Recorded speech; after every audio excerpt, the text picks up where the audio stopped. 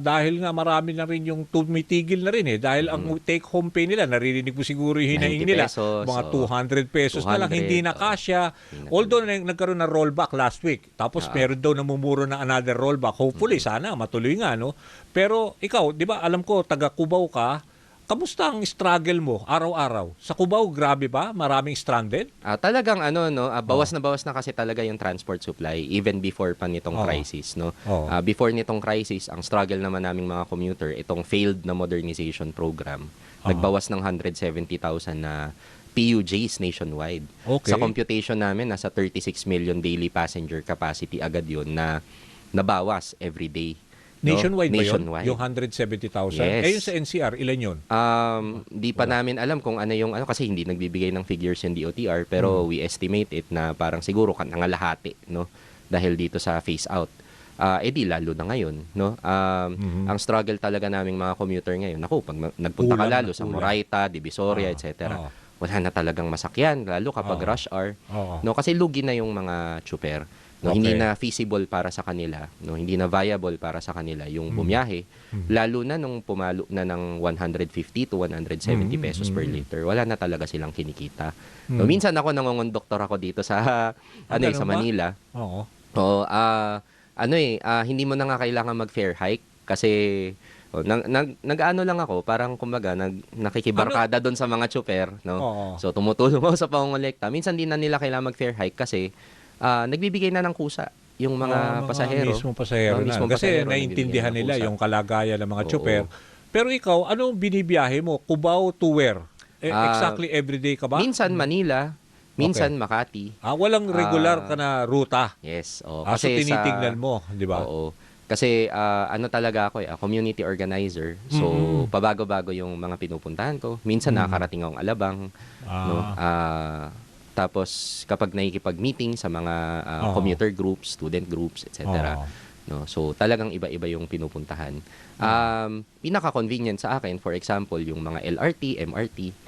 O kaya, yun tatanungin ko, yung LRT, MRT, alam ko may mga binibigay din ng mga support dyan, katulad dyan, yung mga PWD, mga senior citizens, binawasan, at saka ngayon may 50% na yata, di ba? Off. So, is this something na, ito, di ba, syempre, nakakatulong to sa mananakay, at tingin mo, isang magandang alternative. Pero in terms of rush hour, talaga bang grabe din na ibig sabihin wala na rin masakyan o kulang ang bagon? Ano ang pwede nating remedyo doon? Yung carousel, yung MRT, LRT, di ba? Talagang kapag rush hour, siksikan talaga yan, lalo ngayon. Kasi nga, kulang na rin yung masasakyan na road transport, no? Tapos napapatunayan natin, kaya naman pala talaga ng gobyerno na gawing public service yung public transport. Napapatunayan itong crisis na ito. Pero meron tayong problema. So for example, ginawa nilang 50% of yung LRT2, MRT3, hindi nila magawang 50% of yung LRT1 kasi privatized. So, yun yung isa naming talaga sinastruggle din, no, kinakampanya na dapat itong mga public transportation LRT1, systems ito ba yung natin. sa Taft Avenue? Tsaka, Yes. So wala siyang 50% off. Tama. Nung araw ng kagitingan, hindi siya libre. No, kasi for profit talaga siya yung operations niya, no. At siya yung may record breaking talaga na yung kontrata niya every 2 years kailangan niyang magtaas ng fares, no. So makikita mo sa crisis na ito, no, Sir Danny, na talagang yung ganoong policy ng gobyerno na mag-privatize ng mga supposedly mga infrastructure na for public service ay nakasasama sa mamamayan. No, itawid ko na rin, no, labas sa road transport, for example, yung ating airports, kalakhan ng mga kaap na controlled na airports, public na airports, nabawasan yung mga terminal fees, etc. Except for NAIA, hindi mabawasan yung terminal fees ng NAIA kasi privatized So, concern mo rin yun, yung mga commuters ng airlines, Of course, ganyan. So, under yun, saklaw mo rin, no? Yes, no. Okay. Even yung mga sumasakay sa mga ferries, shipping, etc., shipping buses, vessels, etc. okay. So kasi nag-advocate talaga kami for all commuters. Pero sa mga shipping vessels at saka sa mga airlines, alam ko, nagtaas na sila ng mga presyo. May mga surcharge na sila sa oil. Mataas yung fuel surcharge. Pero yung mas concern pa nga namin, no, kasi medyo hirap talaga yung pagpapababa ng pamasahe ng airlines kasi lahat yan privatized. Pero at the very least yung airport sana ay isang public infrastructure na para sa publiko, no? Ang problema natin yung NAIA, for example, ay highly privatized, no? Napakataas na ngayon ng passenger service charges o yung terminal fees. Wala namang balik talaga sa ating mamamayan. Tapos hindi makontrol ngayon ng gobyerno, hindi niya mabawasan kasi hawak na ng malaking korporasyon. Okay. So same na sa LRT1, no? Okay. So yun yung problem natin, no? Yung transport system natin ay corporatized, commercialized and privatized, no? Tapos yung mga nasa road transport natin ngayon na mga nangangabuhayan ng mga tsuper, no? Hindi naman natin i-consider yan na for profit, nangangabuhayan lang sila. So, Walang kaya suporta nga, ng gobyerno. Kaya nga, mag-concentrate tayo muna sa mga PUV, mga Yes. bus at saka sa jeep dahil yun ang ramdam na ramdam ng Tama mga po. ordinaryong masa, di ba? Ngayon, merong inanahon sa Manibela na tigil pasada. Ano ba ang dating sa inyo ngayon? Talaga bang nararamdaman yung pagtigil pasada ng ganitong grupo? Actually, kahapon, no, yung Anong feedback ng protestang commuter bayan. sa inyo? Oo. Oo. Kasama kami, actually, kahapon. No? Oo. Yung grupo namin, yung Para Commuters Network, at marami pang commuters yung nakiisa doon sa protestang bayan kahapon ng iba't ibang grupo, no? Piston, KMU, Bayan, etc. Kami, ang ginagawa namin, no, sumusuporta kami sa iba-ibang pamamaraan. Isa na dito yung Tigil pasada. paglulunsad namin ng Kusinang Bayan, no? Dito sa mga protest centers. Para tulungan ng mga tsuper? Yes. No, so ginagawa na namin siya before pa itong protestang bayan. Pero kahapon lalo na sa protestang bayan, ang sinasabi nga namin para makalaban tayo dito sa oil price hike, kailangan may laman yung tiyan. So, syempre. nagpo-provide Kasi kami ng free meals. nagsusacrifice na sila hindi na Tama makabili ng pagkain Tama para po. Opo. so kailangan yung mga ganitong support, yung ginagawa ng pantry, yung mga ganon sa, Opo. 'di ba? Opo. Ang ano nga namin, hindi pwedeng magutom yung mga tsuper kasi pag nagutom ang mga tsuper, wala kaming masasakyan. No, walang masasakyan yung mga commuter.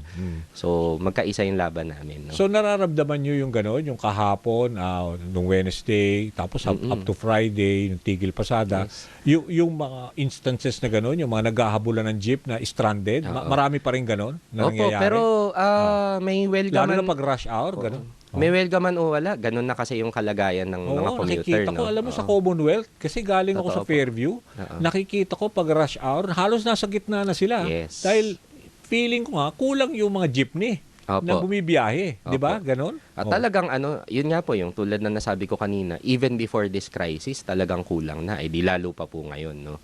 At yung government natin, no, itong Marcos government, parang wala kasi siyang urgency sa pag-address nitong mga Ganun ba? crisis natin, no. Although, meron mga ayuda naman sa mga jeepney driver, tricycle driver, yung Yeah. 5K.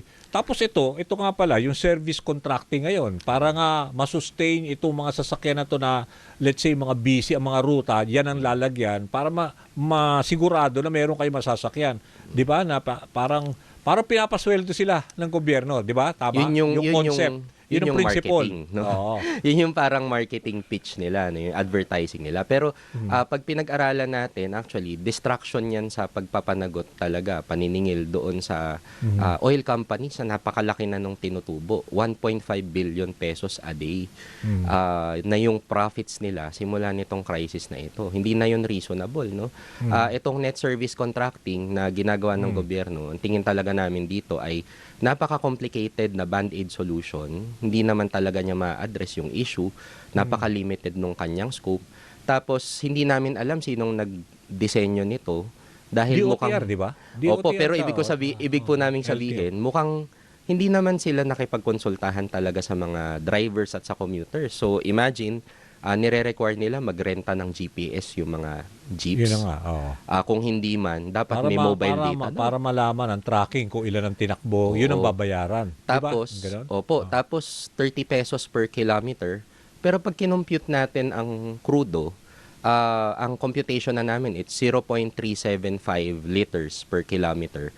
Pag kinompute mo yan, papatak na aabot ka ng 1.5 liters sa 4 kilometers. Kung nasa 150 pesos per liter na ang crudo, mas malaki pa yung ibabayad sa crudo kaysa sa matatanggap nila sa net service contracting. Ganun ba? So, na-compute mo na... Yes. Okay. So, Kasi, di ba, parang limited sila how many kilometers ba per day? For a traditional jeepney. di ba? Yes, oo. So may limit din talaga no na 100 kilometers. Kaya if nga, I'm yun not, nga eh. if I'm not mistaken. Tapos Daily yun, daily. Di ba na parang quota mo na mga 100 days ka, ito Yes. babayaran sa'yo per hour. Di per ba? kilometer. Per kilometer Oo. pala. Tas off-peak hours lang. Ibig sabihin si peak hours, hindi pa kasabay, hindi pa kasama. Tapos, pwede ngang maningil ng pamasahe, pero may 20% discount naman lahat ng pasahero at may 20% discount pa sa mga students, PWDs, etc. So, imagine kung driver ka at ang sumakay sa'yo, puro estudyante, Puro mga senior. puro mga senior, 40% discounted lahat yun. At ang ibibigay Tapos lang walang sa'yo taas ng sa gobyerno, pasahe. walang taas ang pasahe. Mm. Ay ibibigay lang sa'yo ng gobyerno, 30 pesos per kilometer. Eh ang ginagastos mo na nga, o sabihin Sa na natin crudo. for the sake of simplicity, 0.4 liters, no? Kada kilometro. Kasi 0.375 eh. So multiply natin yun by 150. Magkano yun? Nasa 60 pesos ba yun, no? Okay. Kada- Mahina ako sa math. Mahina eh. din Kaya ako sa math nagmascom. eh. Pero ibig No? sabihin, Pero kapos it's talaga not yan. enough. Hindi Yun. talaga enough. At napaka-complicated nung process. Oo. May gagastusin pa yung mga chuper. Kami ang pinapanawagan namin simula pa lang nung crisis na ito. And even before the crisis, sobrang simpleng solusyon ng gobyerno. Una, tanggalin nila yung excise tax at yung VAT, no? Lalo na yung VAT, which is an inflationary tax. Ibig sabihin, habang tumataas yung presyo, tumataas din yung VAT kasi 12% percentage kasi siya eh. Sa computation namin, it's around 22 pesos per liter to 25 pesos per liter, no? Ang isang chuper na gumagastos ng 30 liters per day, ibig sabihin, nasa 750 pesos per day ang binabayaran niyang buwis. Mas malaki na sa minimum wage. Pero kahapon nakausap kasi namin ng Department of Finance, parang hindi na tuloy eh, 'di ba? LPG ang binabaan at saka kerosene, pero yun sa sa dito nga sa excise tax, hindi muna pinayagan, pero magbibigay daw ng 10 pesos na supposedly, 'di ba, parang ayuda na Fuel naman subsidy. extra fuel subsidy sa mga chuper lang muna, hindi pa nga covered itong mga freight cost eh. Yung sabi nga namin dapat isama nyo dahil kaya tumataas ang presyo ng mga bilhin dahil pagta-transport ng mga 'di ba sa bus, lalo na kung long haul Tama dahil po. malaki ang konsumo sa. Tama po. So nasa under review din ng DOF. Napakatagal naman nila mag-review. Di ba, niratsada yung emergency powers? Di parang hindi naman emergency pala. Maglalagpas isang buwan na. Tapos ang ano nga namin dyan, excise tax lang yung gusto nilang bawasan. Eh yun nga yung fixed na klase ng tax. No? Eh yung VAT, Pero yung sa inflationary excise siya. tax, 'di ba, 6 pesos for diesel, For diesel, tapos 10 pesos for sa gasoline. gasolina. Tapos, di ba po, sabi nila, 10 pesos per liter na fuel subsidy. Eh, ang computation na namin, it's 22 to 25 pesos na taxes on, 22 to 25 pesos per liter na taxes on on diesel. O di tumubo pa ang gobyerno. Magbibigay sila ng 10 piso kada litro. Pero yung kikitain nila, nasa 20 pesos. So, tumubo pa sila. So, tanggalin na lang nila, no? Kasi ang tawag nga namin dito sa taxes na to, regressive, atrasado. Kasi magbabalot ka, wala kang trabaho, magbabayad ka pa rin ng buwis, 'di ba? Dahil sa VAT, 'di ba? Dahil sa VAT, Whatever dahil you sa consume, excise 'di ba? tax. Laging may tax. Tapos sabihin na natin hindi ka kumukonsumo ng crudo kasi wala ka namang sasakyan.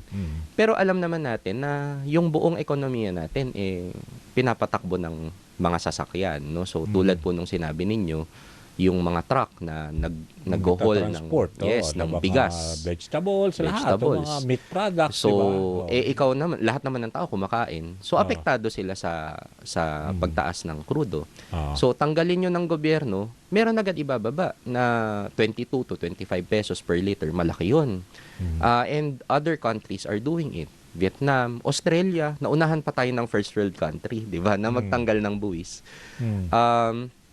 Tapos yung ikalawa, tingin namin hindi talaga reasonable yung 1.5 billion pesos na revenues ng mga oil companies per day.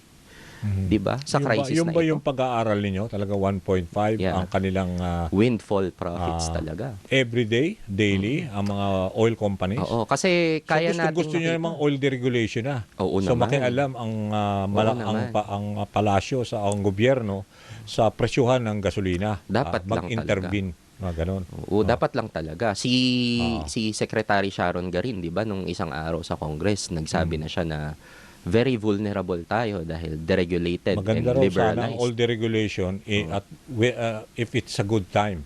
But not on times like an energy crisis. Oo nga eh. Pero 28 years na tong oil deregulation law, yung pinangako niya sa atin, we will get cheaper oil kasi nga daw magbubukas sa competition. Pero sa observation natin, simula nung in-implement itong oil deregulation, di naman talaga bumaba ang presyo. So lalo siyang tumataas at wala tayong kahit anong control. No? Itong mga oil companies like Petron for example, nagpo-post sila ng napakataas na net profits per year. So yung last year 15.8 billion ang kanilang net profits, no? Okay. Noy, pasensya na medyo kinakapos na tayo ng oras. Salamat sa oras. 11 o'clock. So, maraming salamat. Siguro Thank kailangan you. natin ng part 2 dito, Tama po. diskusyon. Pero at least for being here in the studio at explaining yung kalbaryo ng mga commuters. Thank you very much. I hope na at least nakuha ng mga yung sentimiento ng mga commuters. Salamat Thank po. you. Pwede po ba manawagan ng sandali? Sige, briefly. Okay. Opo. So, sa mga commuters po, pwede po kayong sumama sa aming organization, Para Commuters Network. Hanapin nyo na lang po kami sa Facebook tsaka Instagram. Maraming salamat po. Okay. Yan ho si Nanoy Rafael, convener ng Para Commuters Network. Thank you.